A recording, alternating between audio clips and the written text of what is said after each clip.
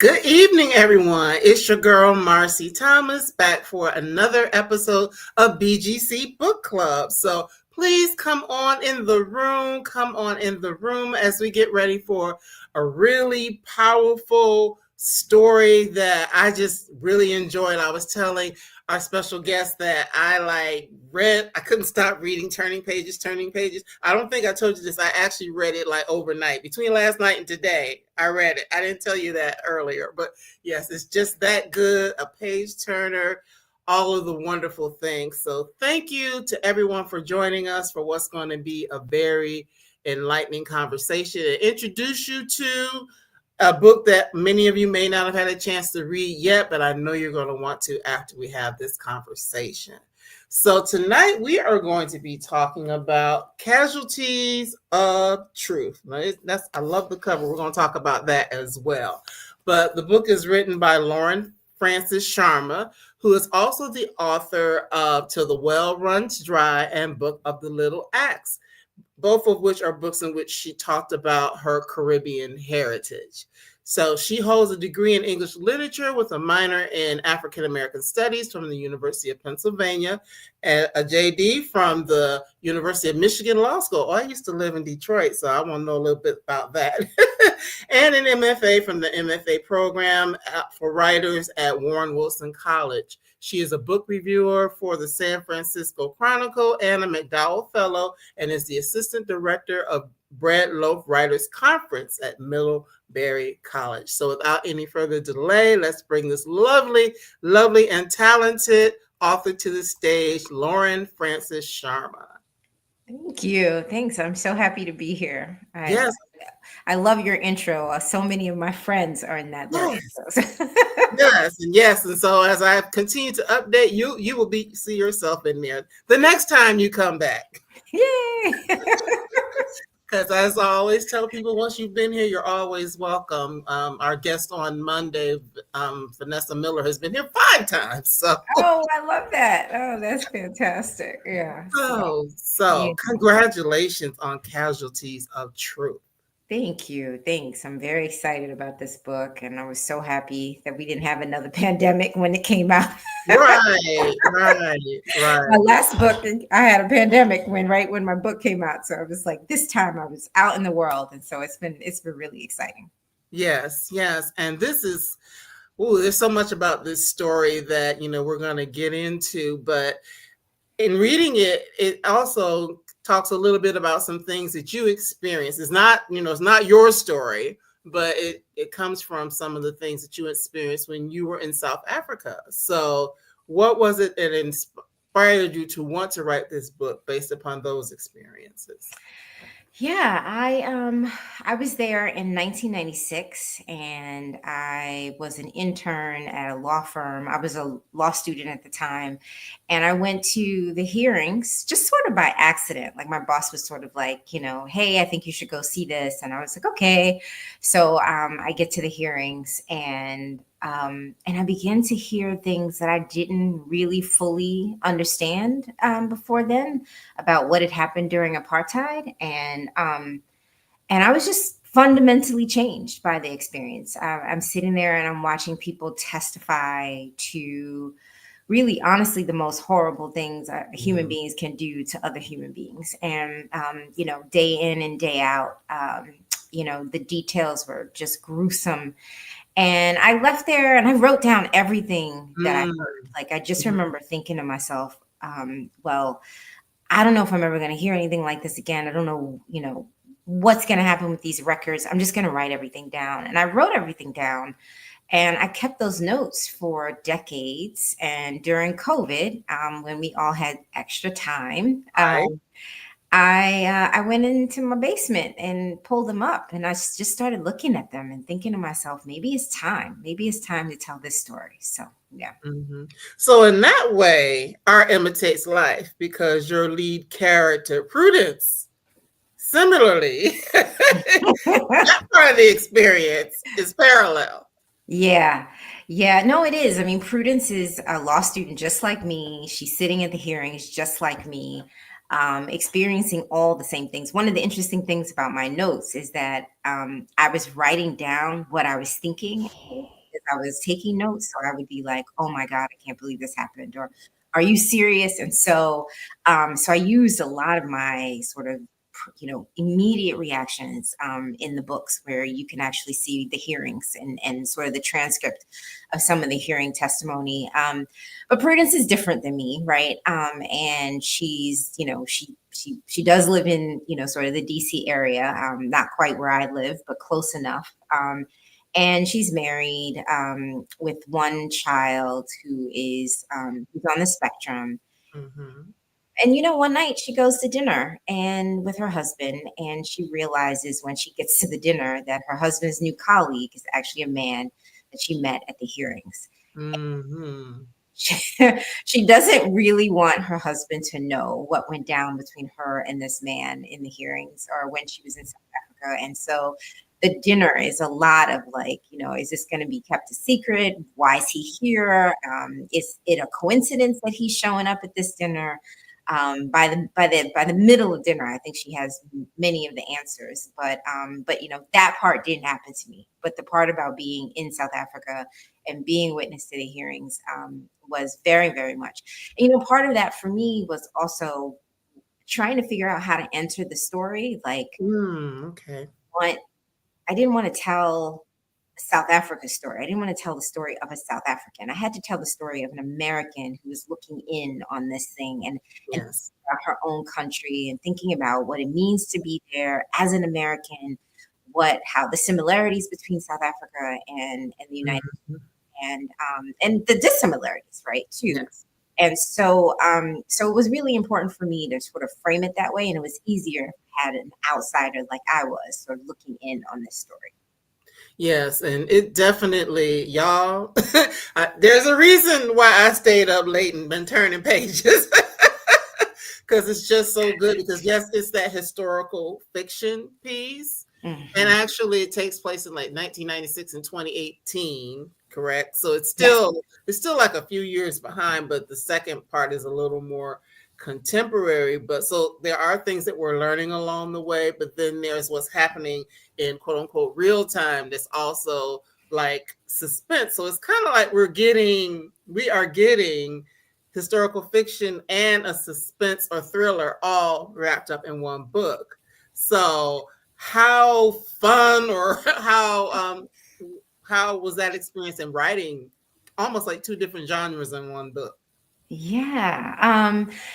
First of all, my other two books were what people would consider historical fiction, like just very clearly historical fiction. One of them was set in the 1940s and 1960s, and the other one was in the 1700s and the 1800s. So, like, that's sort of the thing. And I promised myself after that last book that I was not writing any more historical fiction. Like, I was like, I'm done. You don't get extra credit for all the work you have to do as a historical Right. fiction novelist, right? And so when I sat down to write this book, I was like, oh my gosh, here I go again with this historical fiction. But I really do I love writing stories that actually point a lens to some small aspect of the past that maybe need a little bit more light on it, maybe just need a little bit more examination. Mhm. And so that was really, really important for me with this book.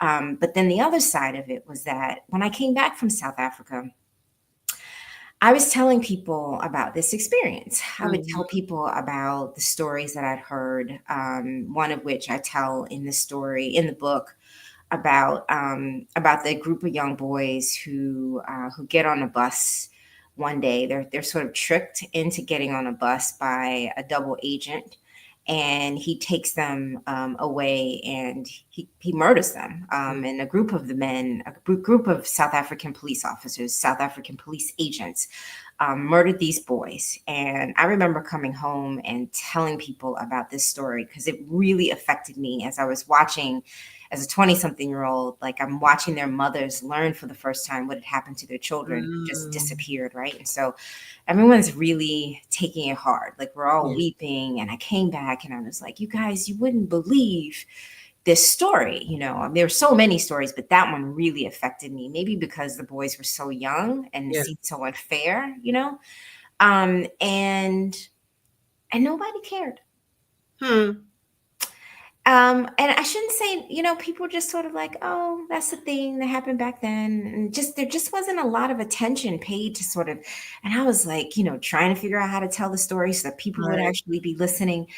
And so when I sat down to write this book, I was like, okay, you've been testing out these stories for a long time. How are you going to tell it so that people won't turn away from it? So that it won't be that's a thing that happened back then, or that's a little too painful, or that's not about us. How will I make that? And so I decided, not being a suspense writer, to try to figure out how to do it so that you would not be able to put this book down. I mean, Right. I just wanted to make sure that, like, you were going to be turning the page, and if you have to go to sleep, you were going to wake up in the morning and be like, I gotta figure this out, and That was me. and that hadn't always been the thing that I was trying to do as a writer. But I knew for this book I needed to do that. So yeah. Wow. Wow. And that's something. I mean, there's so many things. And, as we continue in this conversation, we'll touch on some of those. But I do want to backtrack just a teeny weeny bit, because the book, as we already said, it's 1996. And there are, all of these meetings going on, all of these, the word's not coming to me, reconciliation hearings and all that are going on. But what has happened prior to that? Because some people may not really understand the timeline of what was actually happening in South Africa in 1996 that would have even led this to begin. Thank you. It's really important. In 1994, Nelson Mandela, won the first democratic elections in South Africa. It was the first time Black people could vote in that country. And he won overwhelmingly with the ANC party. And when he got into the office, they had to figure out some way to move the country past apartheid and what Right. had happened over, I want to say 50 years, because it was 50 like official years of apartheid, but there was a lot happening for hundreds of years since Mm-hmm. since the Boers, the Dutchmen, and the English arrived in the 1600s. Right, there had been just this grappling with power over these years. But in 1948, the National Party won the election in South Africa, suppressing Black people's votes. They win this election, and they're a very far right party. And people don't expect that they're going to be in office for very long, because it's kind of a shock that they won. It was already a conservative government, Mm-hmm. and they win and they stay in power for 50 years. And during those 50 years, we have what we now call apartheid. All the regulations of the apartheid era, with lots of oppression and resistance movements, but a fight really between resistance people and state actors. So when Mandela gets into office, they are like, okay, everybody on both sides have done some horrible things, right? And they've harmed people, and we need to figure out some way to try to reconcile this country. So they put together the Truth and Reconciliation Commission, and one part of the commission was to have these hearings, which they called the amnesty hearings. So they would offer people on both sides of the fight the opportunity to come, tell what happened, and then be able to get amnesty, basically not be prosecuted for this crime. Now, the truth is that they wouldn't have been able to prosecute most of what had happened, because they didn't have the evidence that they needed many times. So this was actually a good process to flush out a lot of what had happened during that time. And it was really powerful stuff for the country, right? Like, people were finding out things about their family members, about their loved ones, that they didn't know, like their children or their husbands and wives had disappeared, and they'd been lied to about this disappearance. So all of this was being flushed out. And the goal was really, if we tell the truth, if we allow the world to hear what happened, then we South Africans can move on to a better, brighter future and put this behind us. Mm-hmm. There's a lot of arguments about whether or not it was, worth it. Did people feel, did people feel like they got justice? And I think this book really lies in that question, right? Like, the question is, was there enough? Is there enough? Did everybody feel satisfied by this process? I think on one hand, it had to have been done, and then the other hand, maybe more needed to be done. Yes, So, thank you. sorry.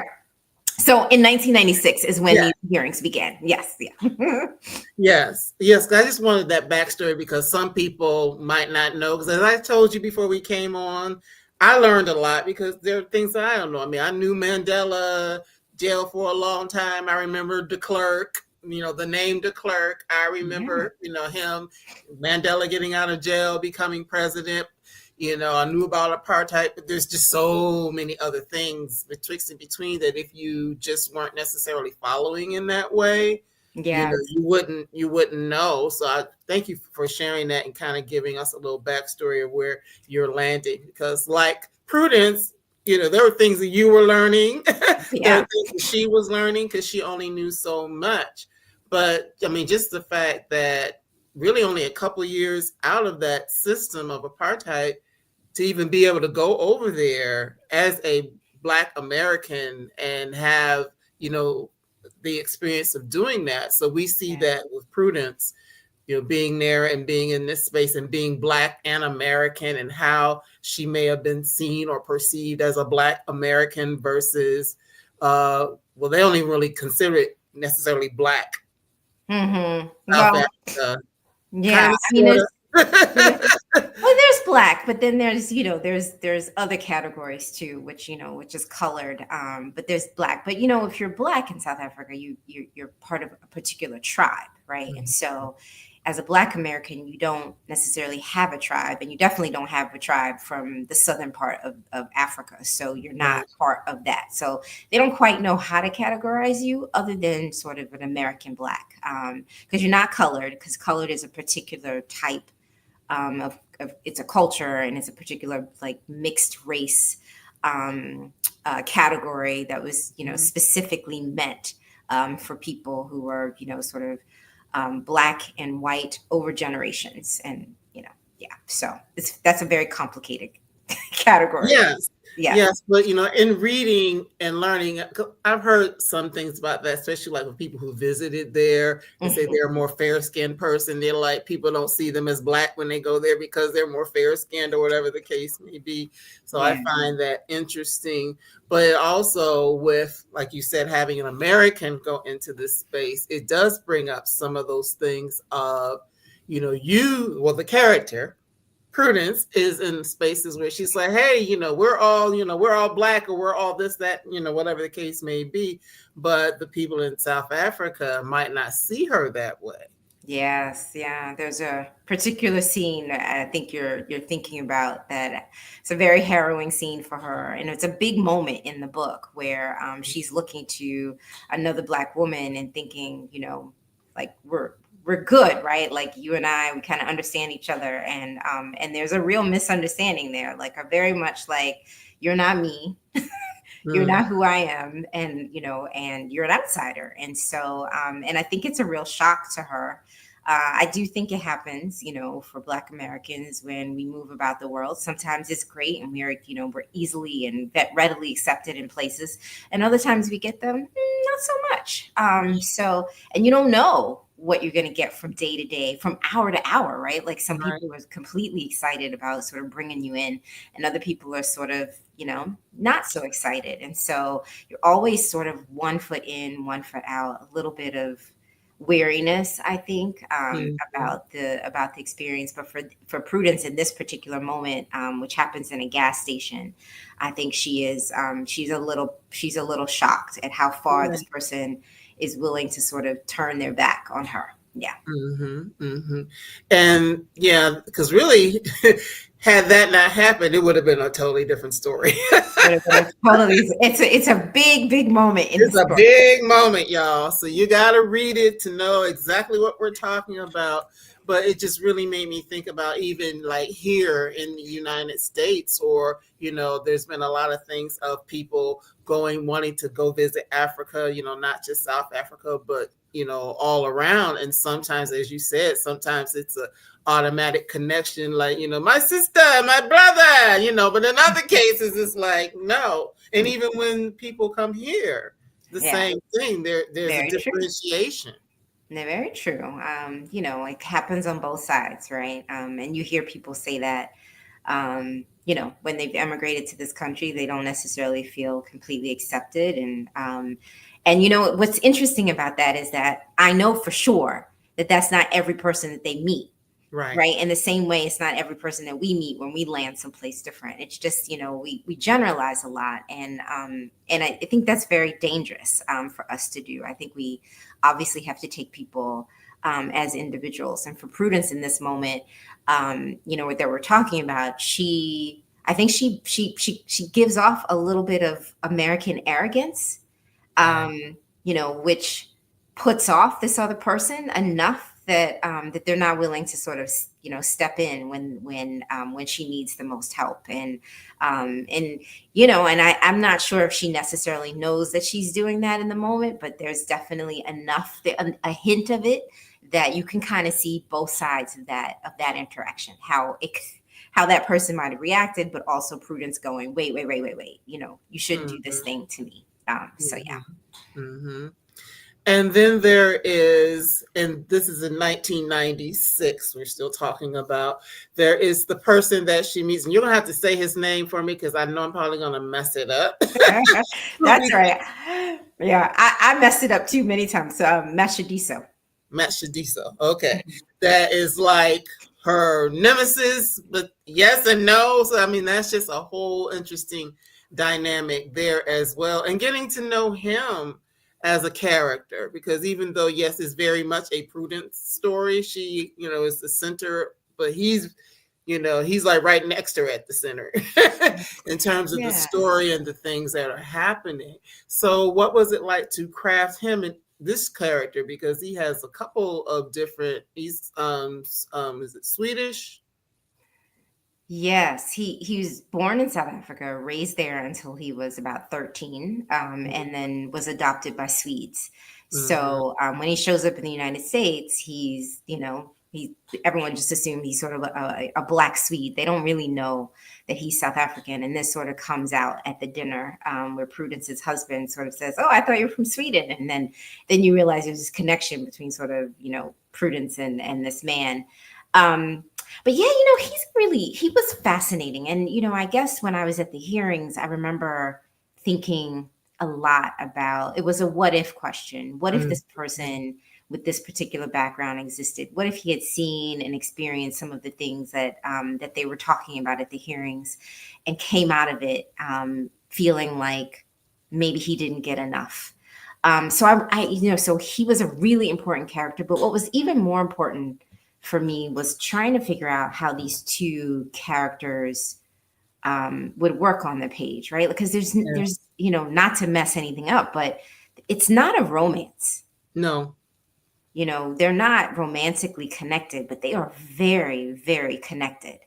They're connected through similar traumas. They're connected through an act that occurred, between the two of them in 1996.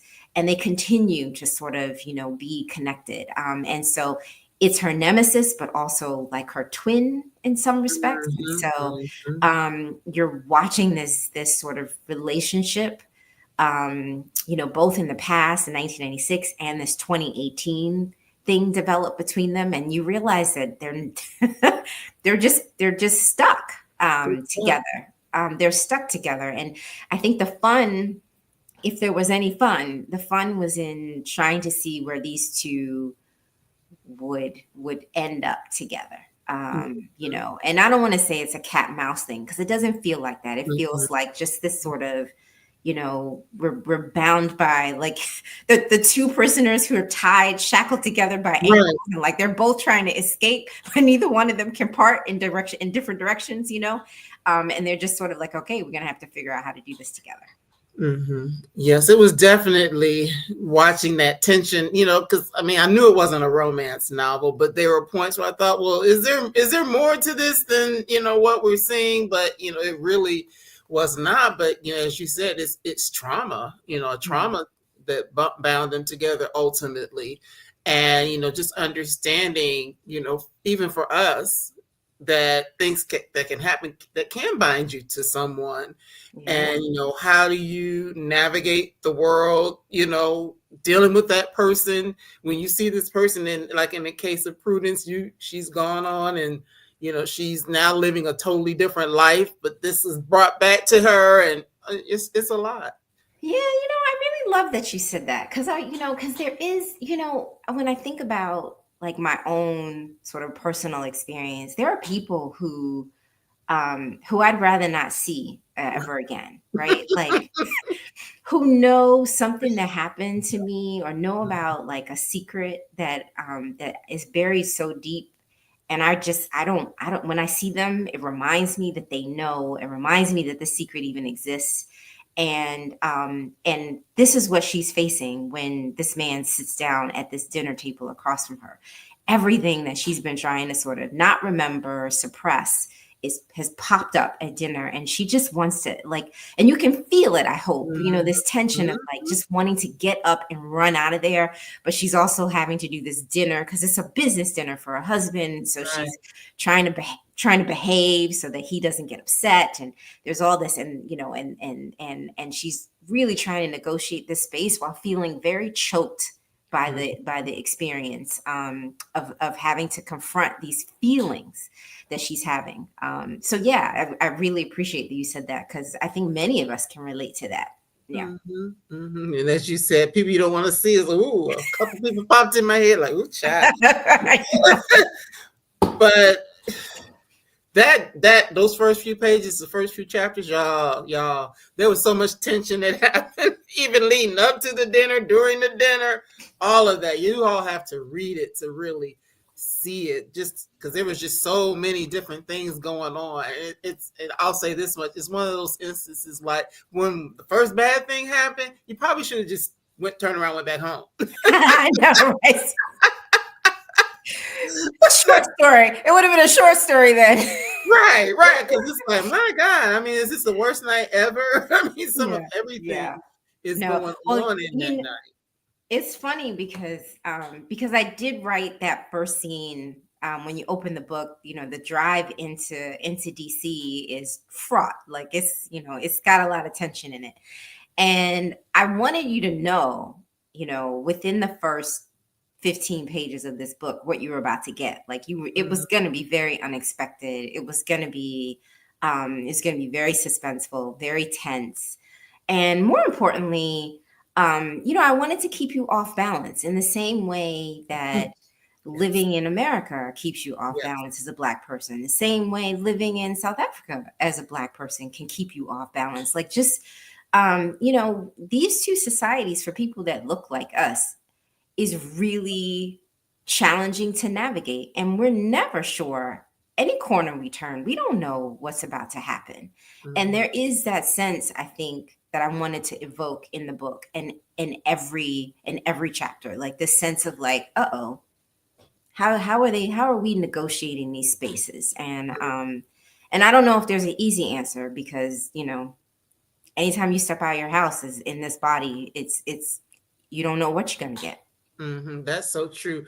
And it's making me think about, we talked about what happened in 1996 in South Africa, but now we're in 2018 DC.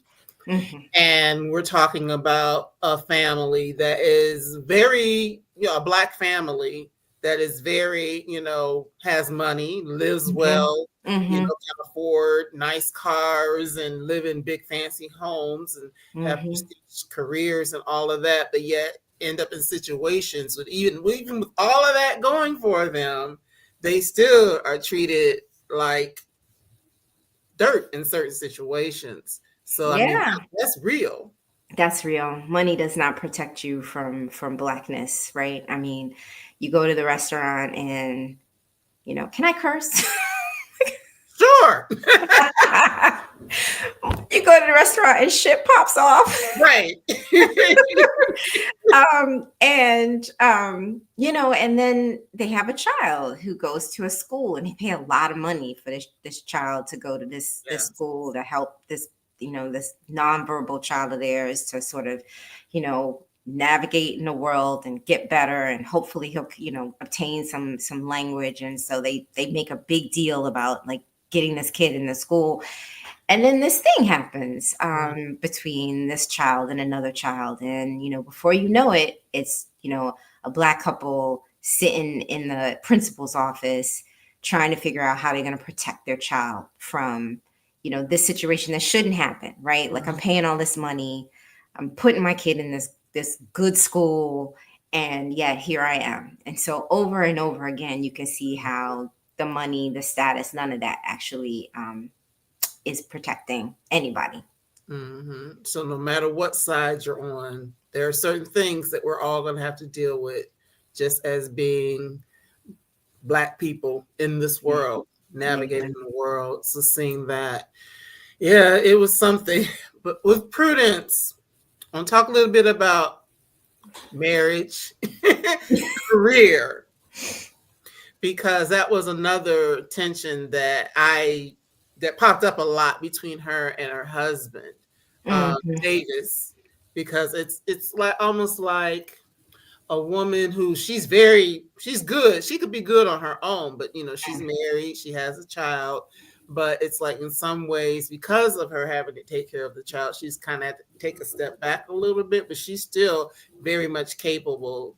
He wouldn't be who he was if it wasn't for her, Mm-hmm. pretty much.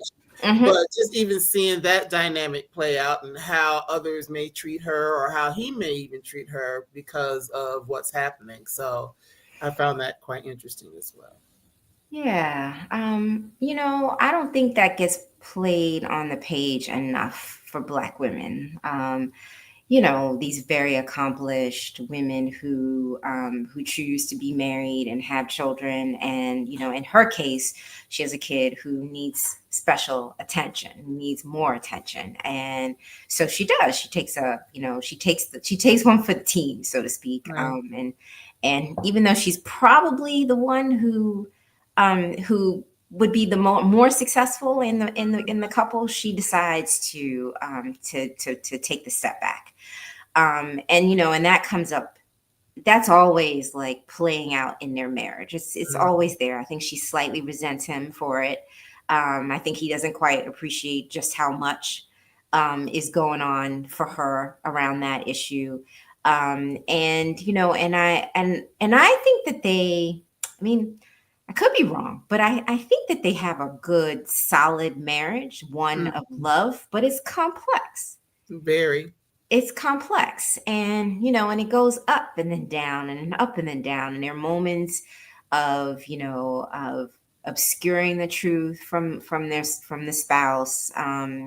Moments of, like, for her anyway. I think at some point she begins to feel like she has to protect this unit, this family, in a way that we usually see men Right. doing, Mm-hmm. like where you're going to have to actually physically put your body on the line to protect this family unit.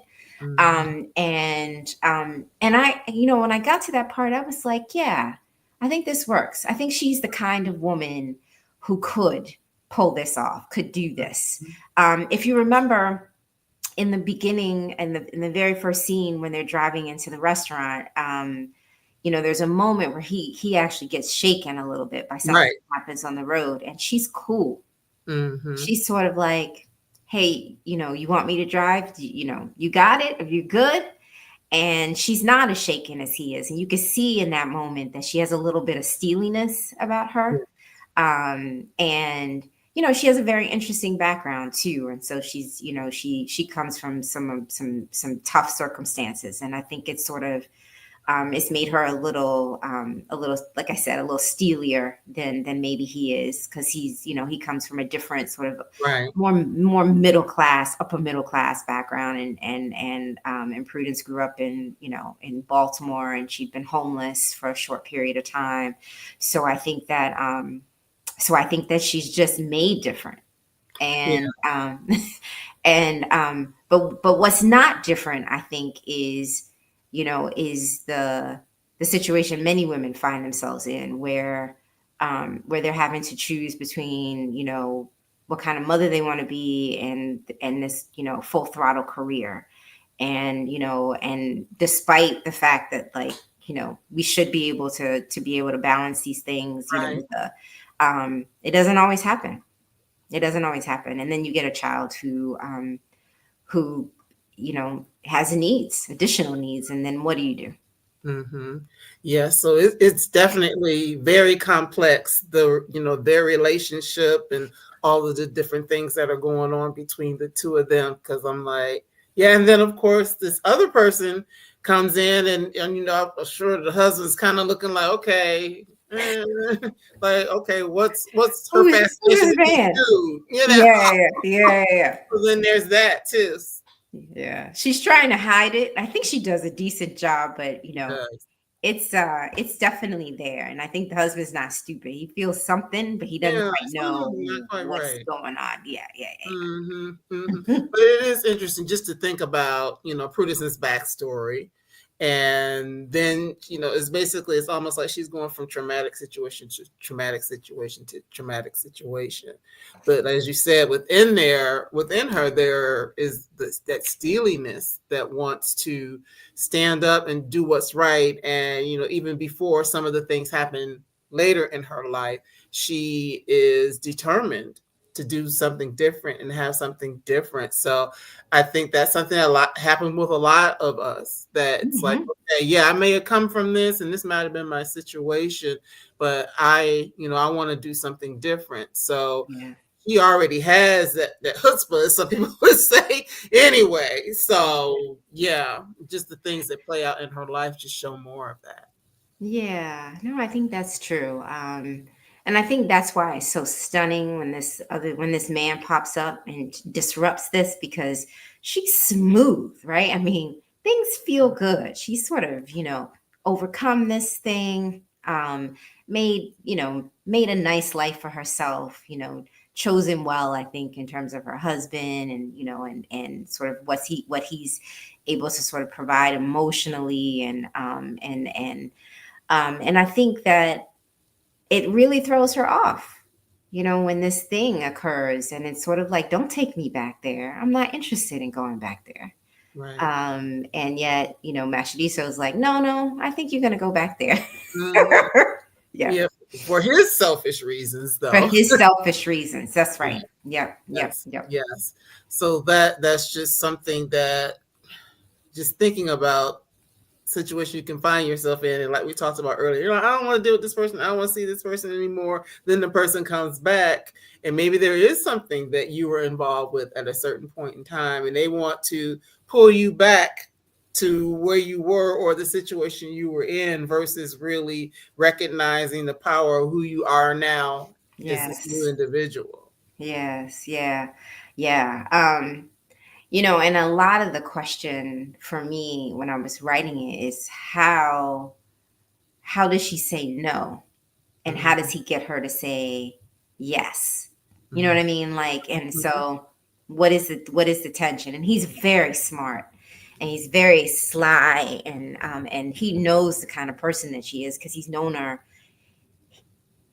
at a particular time in her life when he's able to zone in on her vulnerabilities. And Mhm. so when he shows back up, he's got all these tools. Mhm. And she sort of forgets how formidable an opponent he can be. Right.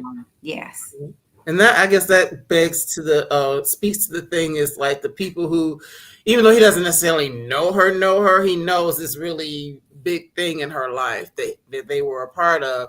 But it's like those people will hurt you the most. The one, the ones that are closest to you, to be the ones that can hurt you the most, or Mhm.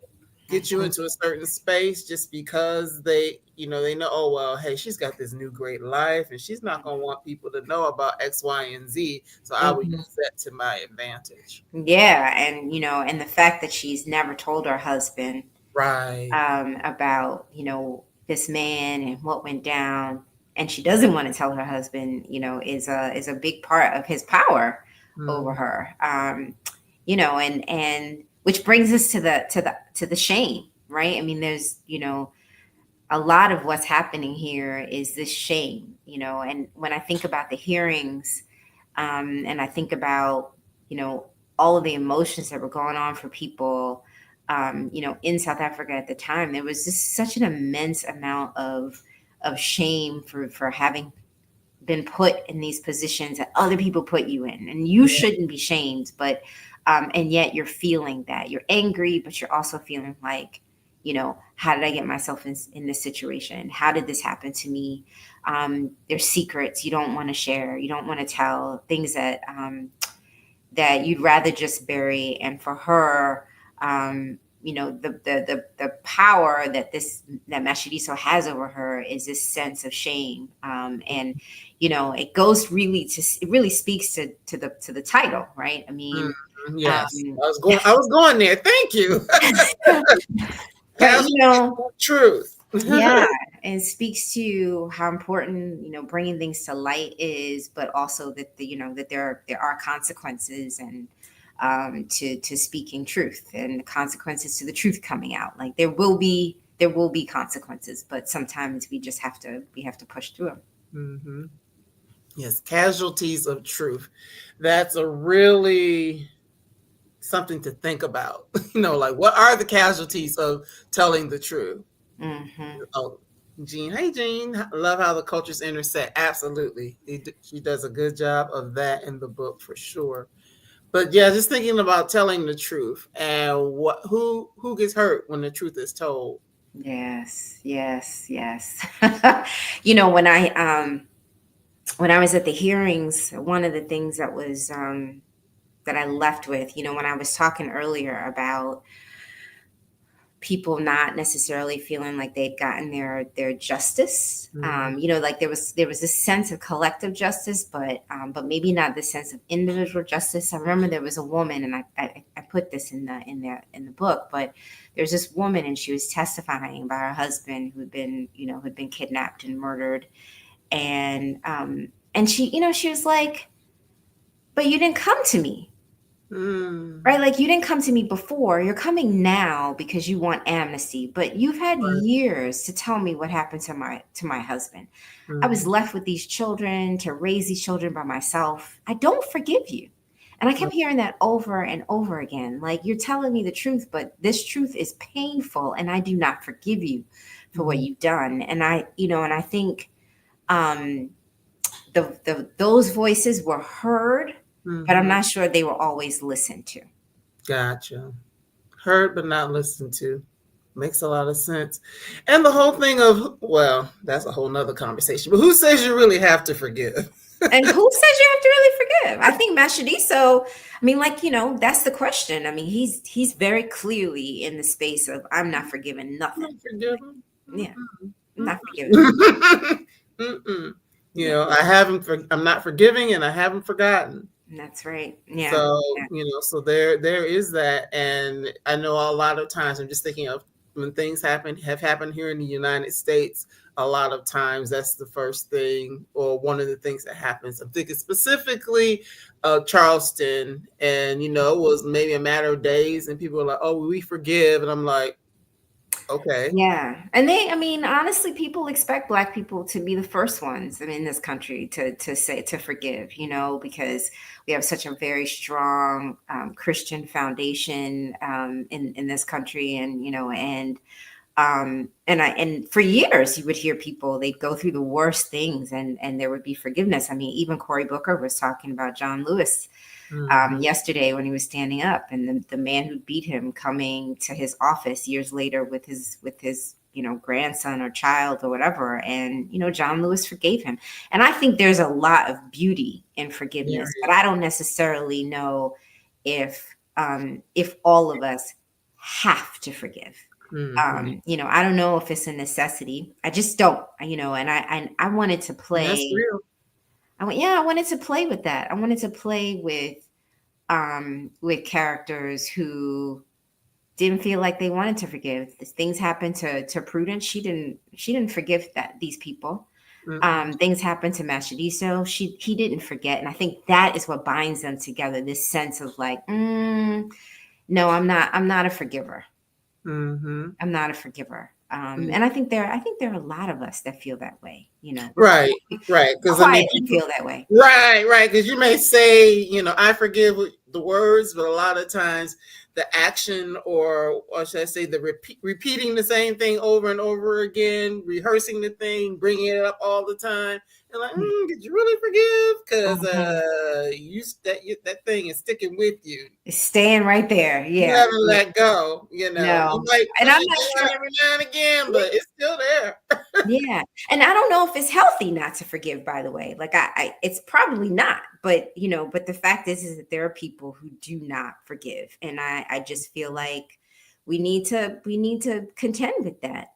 What does it look like to keep beating somebody down, to keep oppressing a people, to keep harming someone, and then one day they say, enough. I'm done with you. And not just I'm done with you, but I'm gonna get you back. That part. Makes me think of the young lady back in 2020. We were talking, all of the upheaval uprisings after George Floyd, and there Mhm. was one young lady who was caught saying, "You should be glad all we want is equality and not revenge." Yep. Yep. I mean, this country is lucky, lucky, They that we're not the same as so many others. So I'll just right, leave it at right, that. right, exactly.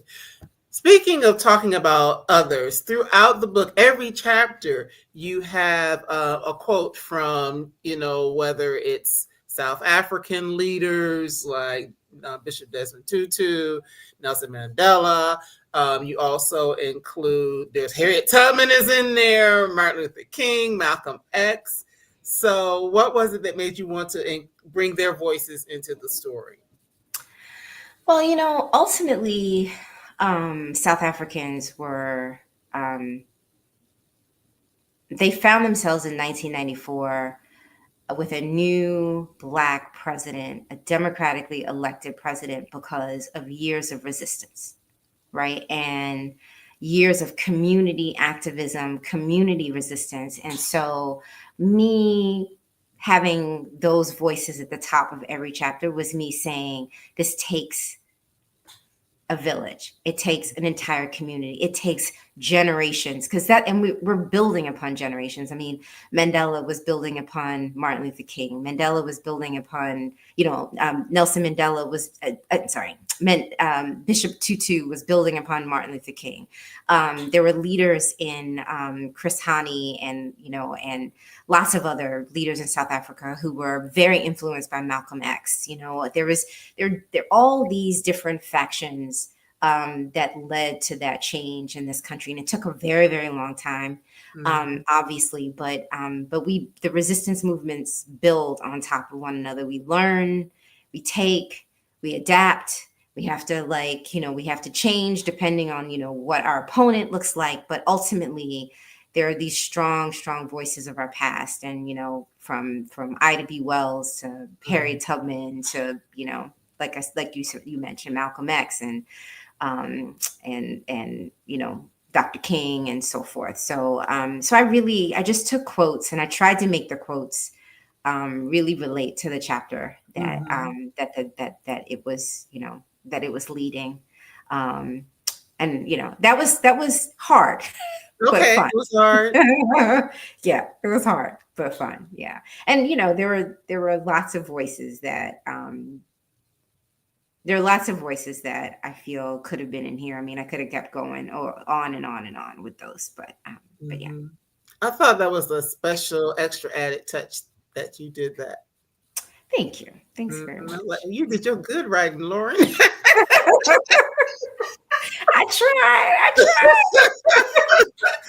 Yes, because I mean, it really is good to just to really see how you know there is a parallel in many of our struggles.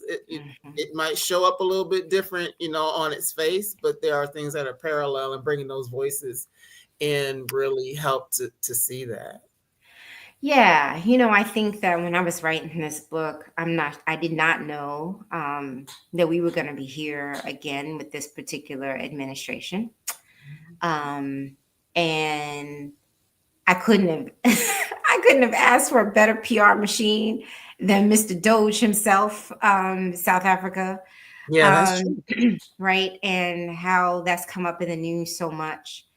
And and it's really there are so many interesting parallels between South Africa resistance movements and our resistance movements, and frankly, what we're going to have to do um, to get ourselves out of this situation. I mean, I mentioned already that it was a surprise when the National Party won that election. Like, really took people back, and how quickly they Mm-hmm. moved to regulate separation, to regulate, the making Black people less human in the laws, Mm. in the way that they were treated from day to day.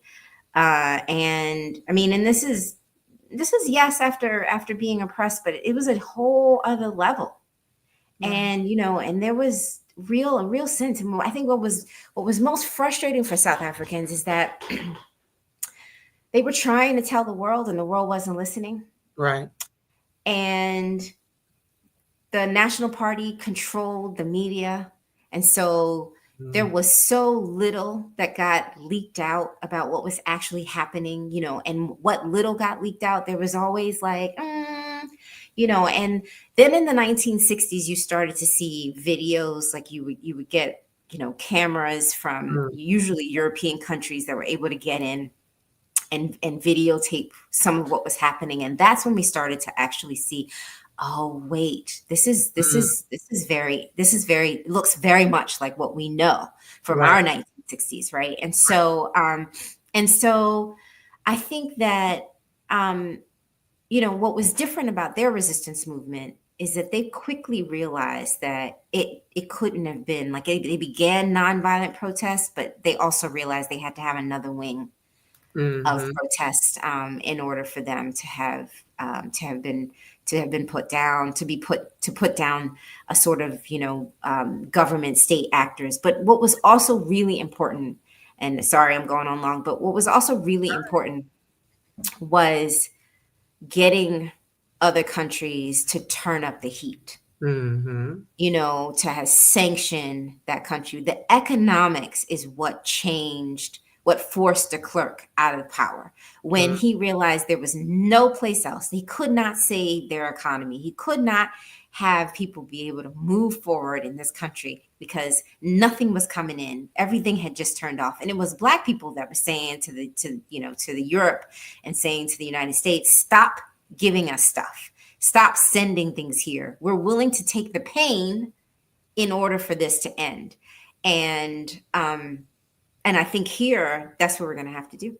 We're Mm. we're going to have to be willing to face some pain in order for maybe for this never to happen again. Like I think that the only way that some of these people that voted for our current administration never to want to do this again is if the burn is so bad. Yeah. But what happens when they get burned? We get like we're just incinerated. So Right. Yeah, that is the downside of it. But then there's also a resilience that we have, mhm, it's true. because some things we've experienced it before. We've been through tough times before. Maybe not this particular generation, no, but as a people, No, I think you that's know, right. I and think that's and the things that are, and this comes up a lot, the things that are embedded in our DNA that help us learn how to survive, right. I you believe. know, Hmm. in Yeah. situations. So yeah, I believe we're going to be okay. And ironically, y'all, if anybody watched on Monday, I do not plan these shows. It's just like who's available, and they let me know their availability. But on Monday night, we were talking about the Tulsa massacre Ah, there we and go. the rebuilding. So there you go. There we go. Monday Exactly. and Monday and Wednesday, we're getting, totally different situations, totally different countries, but things that are very similar when people, Black people were hurt or harmed, and how, they chose to survive on the heels of that. So, Yes. y'all, we can't lose faith and, do the things that we know that we need to do, coming Yes. together communally and, Communal. being in community and doing what we need to do. So that's Yep. so good. Thank you for You're saying that. welcome. I want to ask you about this cover though, because it's, believe it or not, we're at time. Oh, Believe it shoot. or not, Okay. it's fast, right? This cover, I mean, we can tell that that's justice. Yes, right? It's amazing.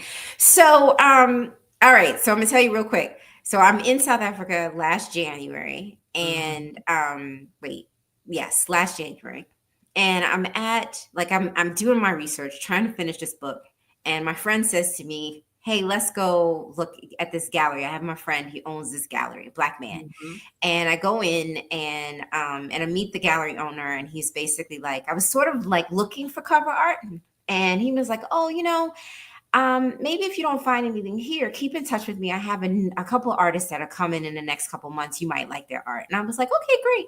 Well, I never got in touch with him again. Like, Right. I just Right. wasn't thinking about it. So Mhm. when the publisher comes, they show me this cover, and I was like, "Wait."